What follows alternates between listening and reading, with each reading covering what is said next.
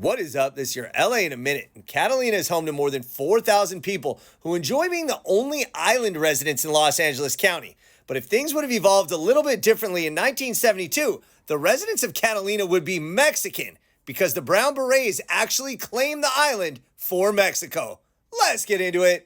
The Brown Berets were a Chicano rights organization founded in 1967 by David Sanchez and Carlos Montes that described themselves as a group of young Chicano revolutionaries from the barrios of the Southwest fighting for the self-determination of our people. By the early 1970s, membership in the Brown Berets reached over 10,000 people, and amongst the issues they fought for were educational reform, farm workers' rights, and against police brutality in the Vietnam War.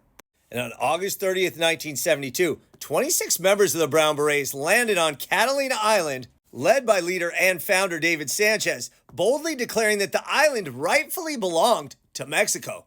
Their claim was based on the historical reading of the Treaty of Guadalupe Hidalgo, the 1848 treaty that ended the Mexican-American War, which, the Brown Berets argued, never explicitly mentioned the Channel Islands, including Catalina, leaving its ownership ambiguous. The Brown Berets pitched a camp on a bluff above Avalon's famous casino, and they called their temporary base Campo Tecolote, or Camp Owl. With just $800 in supplies mostly brought by supportive local Mexican-American families, including homemade enchiladas, beans, and burritos, they planned to develop Catalina's nearly 42,000 acres of undeveloped land into housing for Chicanos.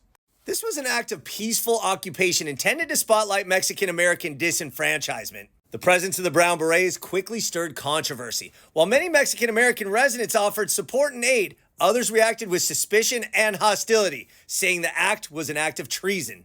Local authorities, including the mayor of Catalina, branded the Berets an invading force, but law enforcement intervened to prevent violence, and tensions simmered throughout the 3-week occupation.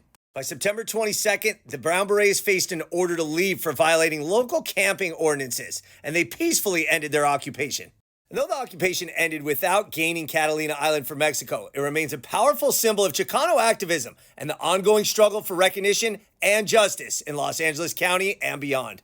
For many people, the site of the occupation is still a quiet reminder of a bold moment when a small group dared to claim their place in the land's history. And if things went a little bit differently, Catalina just might be part of Mexico.